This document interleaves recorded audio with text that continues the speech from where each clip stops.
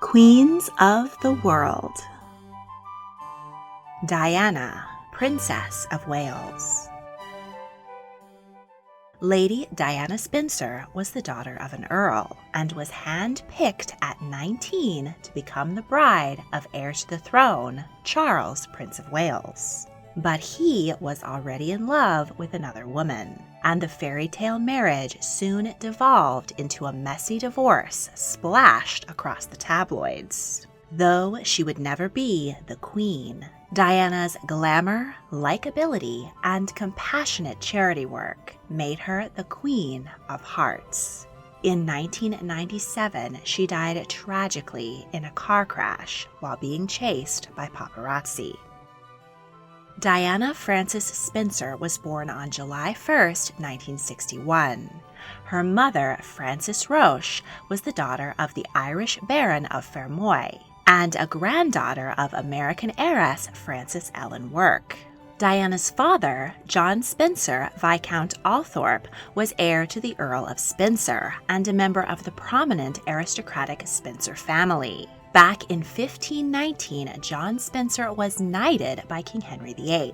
The family maintained close ties to the royal family ever since. Diana's grandmothers, Cynthia Spencer and Ruth Roche, had both served as ladies-in-waiting to Elizabeth Bowes-Lyon, the Queen Mother. Her cousin, Winston Churchill, had been Prime Minister during the Second World War and at the beginning of Queen Elizabeth II's reign. Diana was the fourth child born to John and Frances.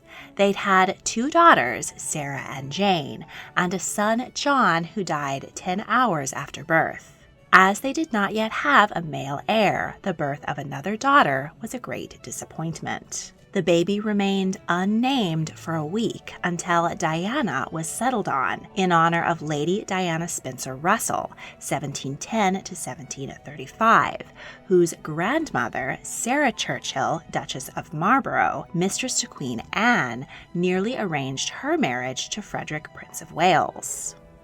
The lack of a male heir put a great strain on John and Frances's marriage. Frances was sent to a London clinic to determine the cause of her problem, an experience she found humiliating.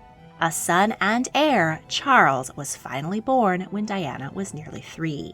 Diana and her siblings grew up at Park House, a royal family residence on the Sandringham estate, which was owned by the Queen but leased by her father.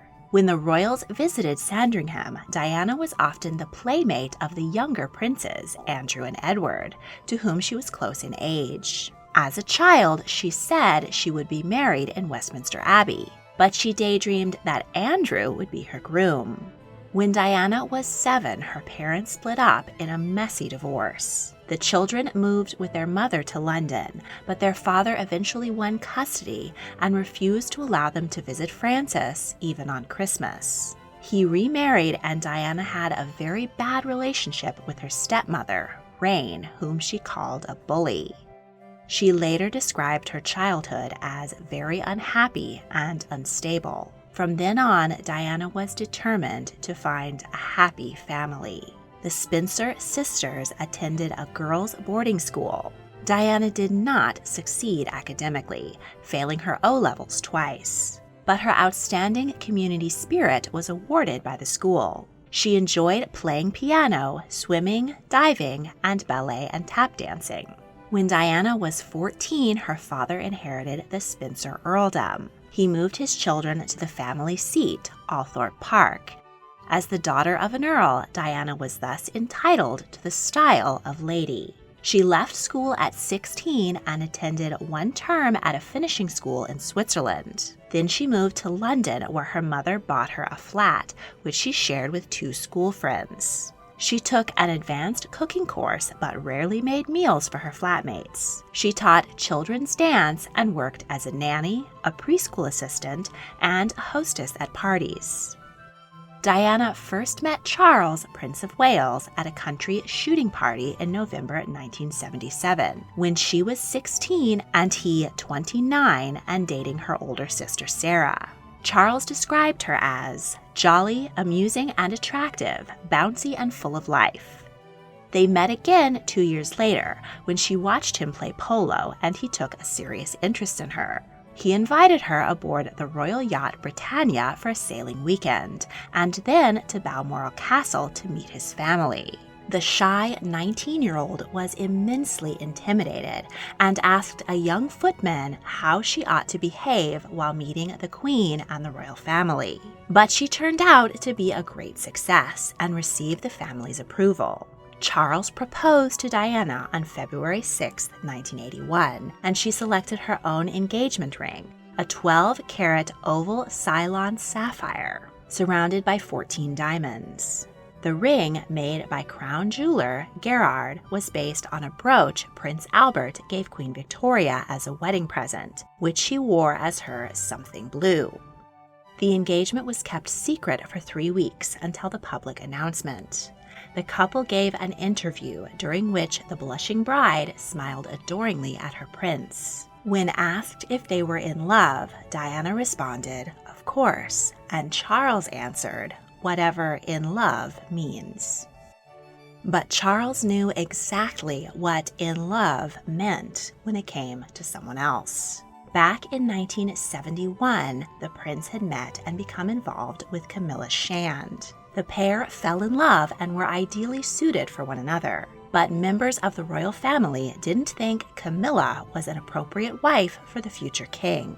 Charles's uncle, Lord Mountbatten, wanted him to marry his own granddaughter, Amanda Knotchbull, while his grandmother, the Queen Mum, favored one of the Spencer girls, the granddaughters of her lady-in-waiting. The family pressured Charles and Camilla to break up, and she married her old boyfriend, Andrew Parker Bowles, in 1973. But shortly after her wedding, she and Charles reconnected and continued their romantic relationship. Charles and Camilla were still very much involved, as the 33-year-old prince caved to family pressure to settle down and marry the naive young woman considered to be his ideal match. Once the engagement was announced, Diana's life changed instantly. She gave up her job as a preschool teacher and moved into Buckingham Palace, where she felt isolated and alone. She was stalked by paparazzi, but given no instruction from the royals or guidance from her fiancé on how she should deal with her sudden fame. Days before the wedding, Diana found a package containing a bracelet engraved with G and F for Gladys and Fred, Camilla and Charles's nicknames for one another. This tipped her off that her fiancé was more than just good friends with his old girlfriend. But she felt she couldn't back out with the wedding plans already well underway. Charles has since denied rumors that he spent the night before his wedding with Camilla, but she was seen wearing the bracelet in question many times. On July 29, 1981, Diana walked down the aisle in her romantic and extravagantly oversized Emmanuel's ivory silk taffeta and lace gown. She donned the antique Spencer tiara. During the ceremony, Diana accidentally reversed her groom's names, calling him Philip Charles instead of Charles Philip. Per the couple's request, the traditional vow for Diana to obey her husband was removed, causing some controversy at the time. The wedding was held at St. Paul's Cathedral because Westminster Abbey, the traditional venue for royal matrimony, couldn't fit enough chairs. The event was watched by 750 million people worldwide, surpassing the moon landing, which had previously held the record for the most watched event. Diana found herself in the center of a fairy tale, and the world was falling in love with her. But as she walked up the aisle with her Prince Charming by her side, she spotted Camilla in the congregation. After a sumptuous wedding breakfast, a video about which I will link in the description, the couple stepped onto the balcony of Buckingham Palace to wave to the massive crowd. This PR stunt had been tradition since the 1860s, but Charles and Diana were the first royal couple to kiss for the cheering onlookers. Now married, Diana was officially the Princess of Wales and the third highest female in the British order of precedence, after the Queen and the Queen Mother. The newlyweds departed for a 14-day honeymoon cruise around the Mediterranean aboard the royal yacht Britannia. But the holiday wasn't the romantic interlude the bride had hoped for. The couple had a 13-year age gap and very little in common. Charles was far more interested in reading and painting than in his new bride. He brought a stack of books, hoping they could both read and discuss them in the evenings. But Diana didn't enjoy reading. Feeling she was being ignored, she destroyed Charles's painting and watercolor supplies. One night at dinner, she noticed he was wearing cufflinks engraved with intertwined C's for Charles and Camilla. The newlyweds had numerous arguments, and Diana spent hours crying alone in her room. Back home in the UK, the couple moved in to an apartment at Kensington Palace and Charles's recently purchased manor, Highgrove House. Diana's first pregnancy was announced in November. A few weeks later, she was feeling so low and inadequate that she threw herself down a flight of stairs. She suffered bruising, but the baby was not injured. On June 21, 1982, she gave birth to the couple's first child, Prince William. The public was delighted, and the line of succession was secured. At the time, the law still favored male primogeniture, so having their first child be a son was considered a great triumph. After the delivery, Diana suffered from postpartum depression. She was overwhelmed by her role in the public eye and her troubled marriage. She decided to take baby William with her while she and Charles commenced their first major tour to Australia and New Zealand. While on the visit, Diana was a sensation. Everywhere the couple went, crowds cheered for her, and her face and fashion graced the front pages of newspapers. Prince Charles, used to being celebrated and admired, did not take well to playing backup to his glamorous wife. Diana became pregnant for a second time. She later recalled this pregnancy as the time she and Charles got along the best. Prince Harry was born on September 15, 1984. But their brief marital happiness was not to last. As Diana's star eclipsed Charles's, resentments piled up. Charles would often undermine his wife and shake her confidence by making insulting comments about her dress and appearance right before public engagements. But all the public saw was her beauty and style. The Queen was reserved when it came to gifting her daughter-in-law pieces from the royal family's jewelry collection. But Diana was creative, converting brooches into chokers and bandus, and incorporating costume jewelry into her many glamorous looks. Her modern and fun fashion made her even more popular with the public. In 1985, at a state dinner at the White House, Diana danced with Hollywood star John Travolta while wearing a midnight blue velvet dress. While attending a charity gala at the Royal Opera, she surprised Charles by appearing on stage and dancing to Billy Joel's Uptown Girl. The performance thrilled the audience, who gave it a standing ovation and 8 curtain calls. But Charles was mortified by his wife's lack of royal decorum and treated her icily at the reception following the event. Diana's children were the center of her world. She chose their names, dismissed the palace-appointed nanny and hired her own, and spent as much time with them as she could. She wanted to give them a more normal childhood than was usually afforded royal children. Charles had been raised primarily by nannies and often didn't see his mother for months at a time while she was on tours. He had about the same level of involvement in his own son's upbringing. But Diana was there to change their diapers, take them to and from school, feed them, read them bedtime stories, and cuddle on the couch watching TV. She firmly refused the royal family's advice when it came to raising her sons. She insisted that they attend school with other children, rather than being tutored at the palace as had been traditional. William and Harry also got a front row seat to their mother's emotional turmoil and instability.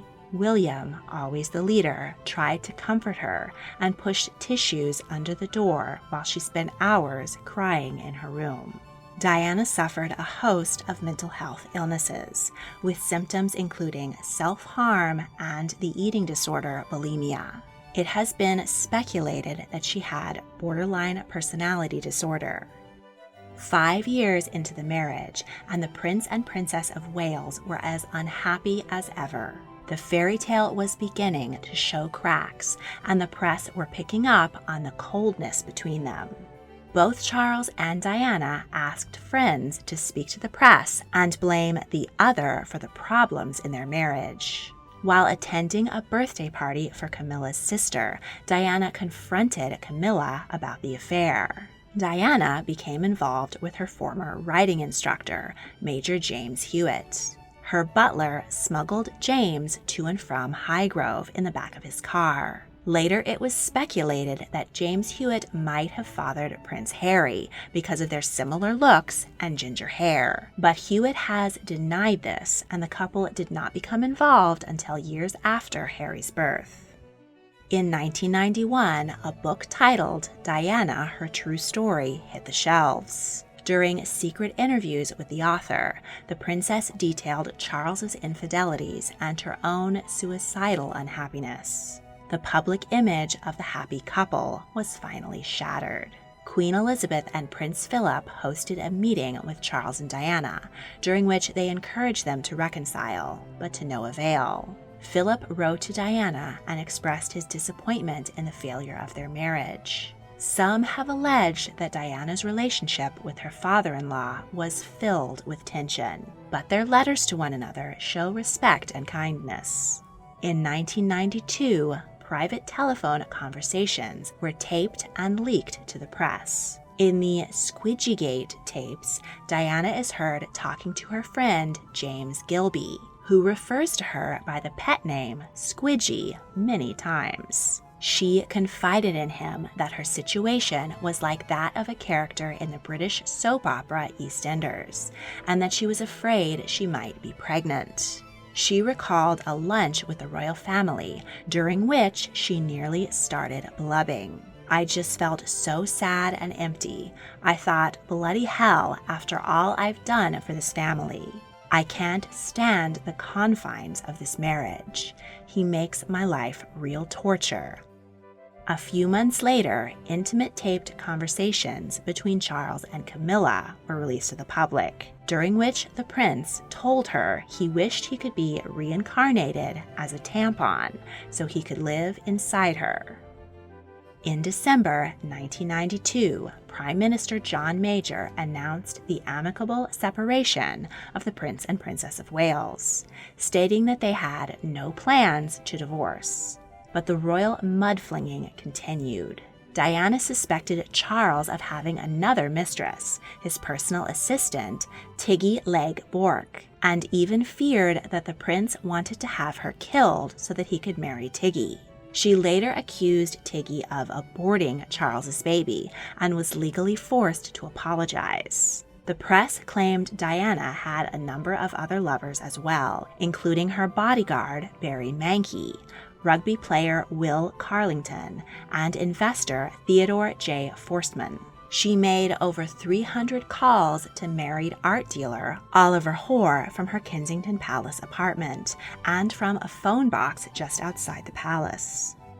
In 1994, Prince Charles sought public understanding in a televised interview during which he claimed to have only rekindled his relationship with Camilla in 1986 after his marriage had irrevocably broken down. The following year, Diana gave an interview during which she exposed both her husband and her own extramarital affairs. She said, "Well, there were 3 of us in this marriage, so it was a bit crowded."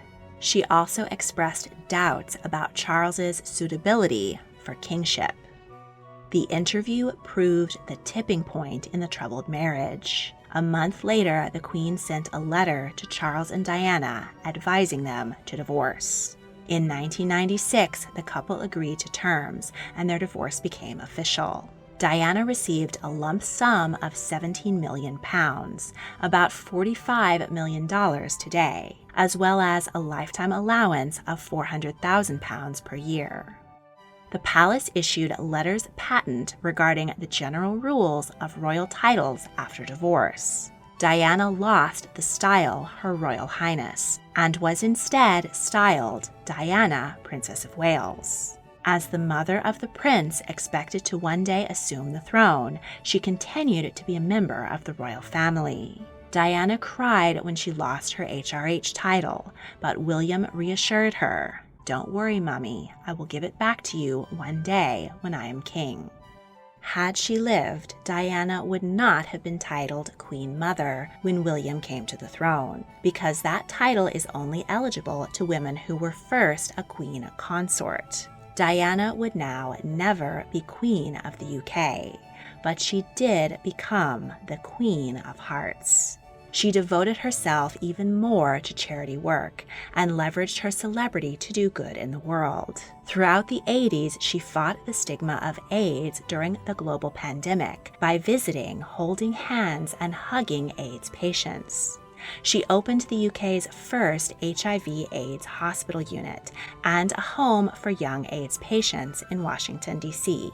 She traveled to South Africa and partnered with President Nelson Mandela to fight AIDS there. She also partnered with the Halo Trust in the fight to ban landmines, and she donated many of her famous outfits for auction to raise money for research on childhood cancers, HIV, and leprosy.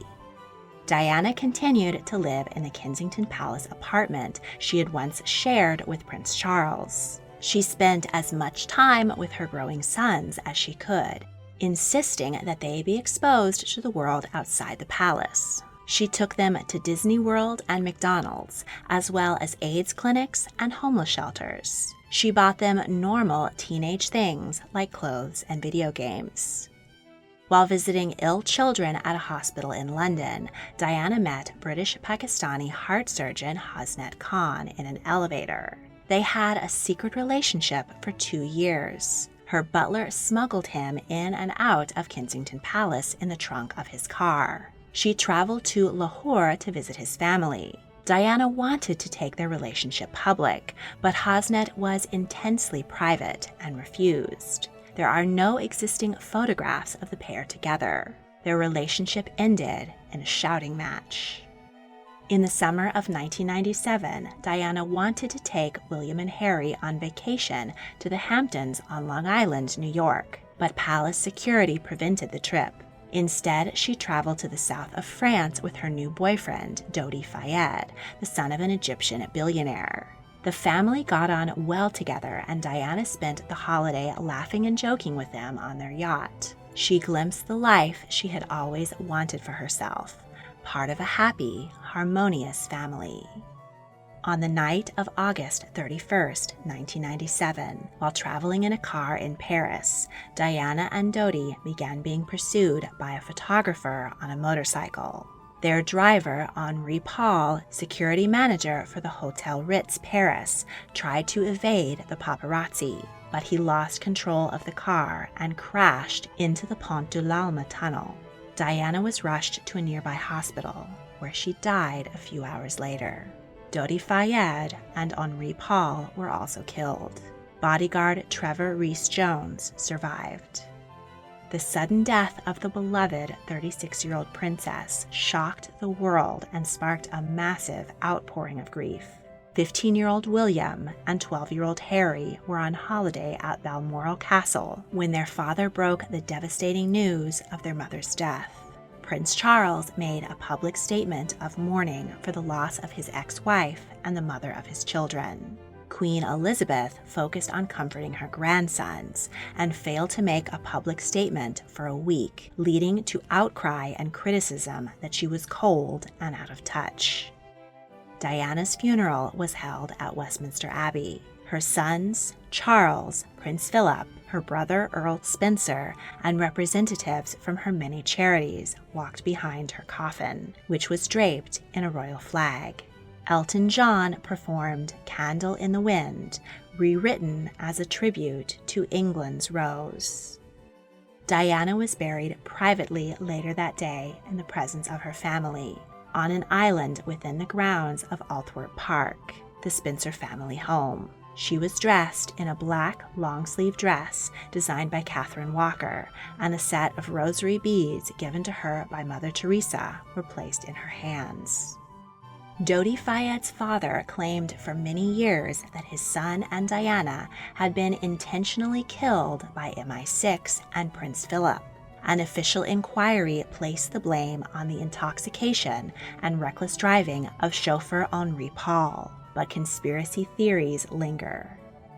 Diana, Princess of Wales, continues to be an incredibly beloved public figure and the inspiration for works of art and drama, including The Crown, Spencer, and Diana the Musical, just to name a few. Perhaps Diana's most important legacy is her charity work. Royals, women in particular, have long supported philanthropic causes, but Diana took it to another level, making charity her primary occupation. William, Harry, and their wives have carried on Diana's legacy by dedicating much of their time to charity work, and many other royals around the world have followed suit. Thanks to Diana, the public in many nations now expect royals to leverage their wealth and fame for good. Prince William and Prince Harry both speak of their mother often. William proposed to Catherine Middleton with his mother's sapphire and diamond engagement ring, saying it was a way of making sure my mother didn't miss out on today and the excitement. After witnessing the suffering Diana endured upon entering the royal family, both princes have made great efforts to support their own wives and children in dealing with the pressures of royalty and fame. In 2015, William named his daughter, Diana's first granddaughter, Charlotte Elizabeth Diana. And in 2021, Harry named his daughter, Lilibet Diana. If you enjoyed this video, please like, subscribe, comment your thoughts, and check out my other royal history videos. If you really want to help, please consider supporting me on Patreon. A link is in the description. Thank you for watching.